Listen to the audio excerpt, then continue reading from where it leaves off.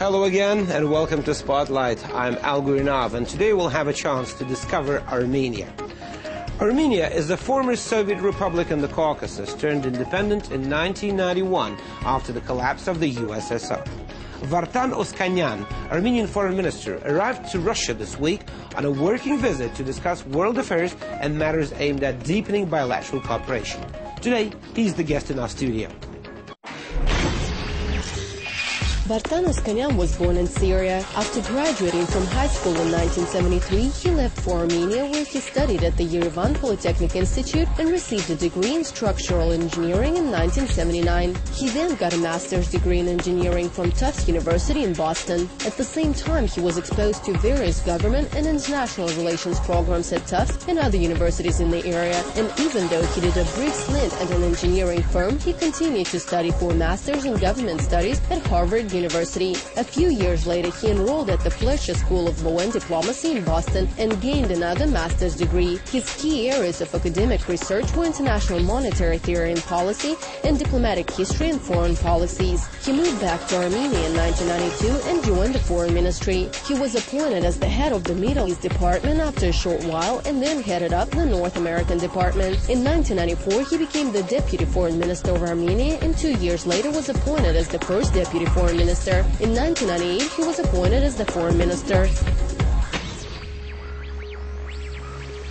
Hello, Your Excellency, and welcome to the show. Thank you for being with us. Well, it's good to be here. Thank you. Your Excellency, you have just met Foreign Minister Lavrov of Russia. What was the main issue of your talks, and did you manage to settle the new bilateral agreement between Russia and Armenia?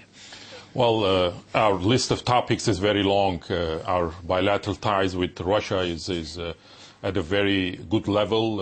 Our agenda is very broad. It includes all areas of possible cooperation: economic, political, social, cultural.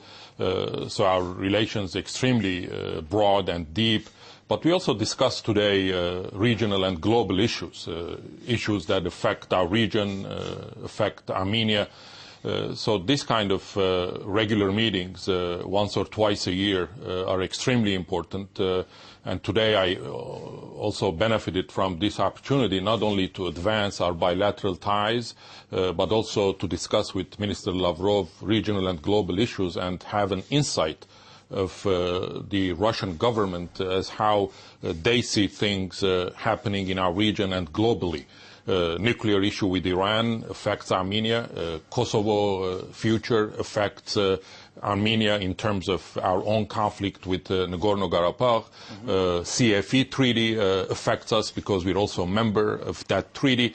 These are all important issues with Armenia. So my discussions today with Minister Lavrov were extremely useful and helpful, and I'm looking forward for our continued dialogue on these matters. Minister Oskanian, since you've mentioned the strategic issues that you discussed, I'd like to start with the strategic issue. Tell me, please, is there still a threat of another war in the Caucasus, in your region? Does peace still have a chance? Well, we in Armenia believe that peace is the only chance that we have. Peace does not have alternative. Military is not an option. But listening to what Azeris are saying, and they're saying it out loud, is very concerning. I want to quote the recent speech by the Azerbaijani defense minister, who said the possibility of war with Armenia is 100%. Well, that's very unfortunate. This kind of rhetoric is not helping the peace process. We got to give the peace a chance. And today, that chance is way higher than that ever been. Today, there is a very good, solid, equitable, viable document that has been developed together with the Azerbaijanis, and we are continuing to negotiate with them. I think there is a possibility to reach a peaceful agreement with them if there is a political will from the Azerbaijani side. But you're absolutely right. They're making this kind of statements that are affecting this process. But let me say one thing. There is no military solution to the Nagorno-Karabakh conflict. If there was one, we would have won it. There has been war twice. Armenian side has prevailed, but we never claimed that we won the war, because we have not.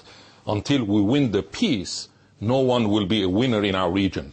We got to sit down around negotiating table and reach a peaceful resolution based on the realities of today, based on the legal and historical basis of this conflict. We got to be realistic rather than rely on oil money, on oil revenues, build our armies, and try to reach a military solution. Your Excellency, but judging from what you say, you're talking about peace, but judging from what you say and how you say, there is certain hostility in the region. And judging by the facts, there are such facts as militarization of Georgia, of Azerbaijan, your neighbors there. Their military budget are increasing year after year.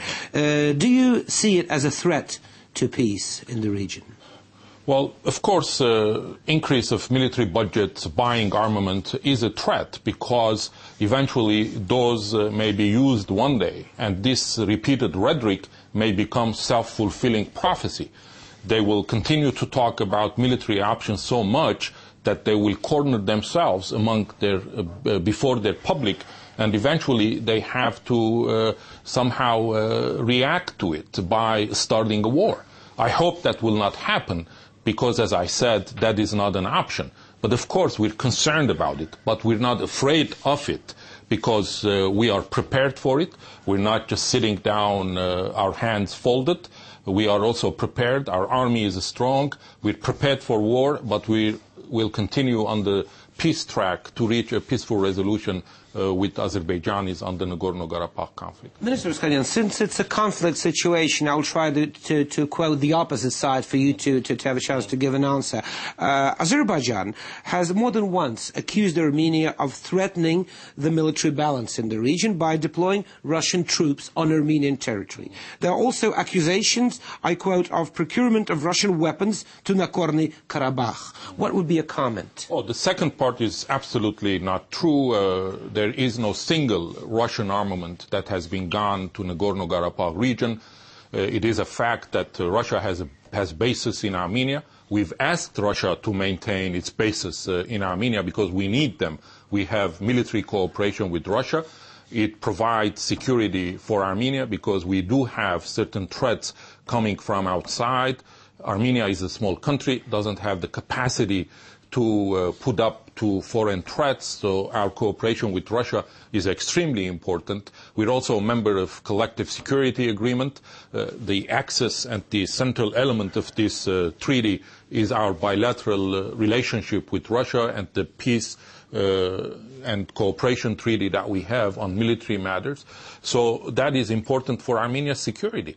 But this has nothing to do with Nagorno-Karabakh conflict. If, God forbid, there is a war with Azerbaijan, Russian forces will not be involved. Russian forces are there to protect Armenia against incursion into Armenia from non-CIS member states. That's one of the provisions of our agreement within the collective security and also with Russia. So it is a false accusation. It's a justification for them, Azerbaijanis, for having lost war twice to a group of, people or an entity which is way less in its military capability. So their justification has always been that Russia helped Nagorno-Karabakh to win those two wars, but that is not true. Karabakh Armenians, with the help of Armenia, why not? Because they are our brothers, we're the same people, they have won against all odds. Why? Not because of their prevalence in the armaments, but because of their commitment to their land, because they were fighting for their homes and for their families, and that have given them the courage and the advantage to be able to win over overwhelming force that they were confronted from the Azerbaijani side.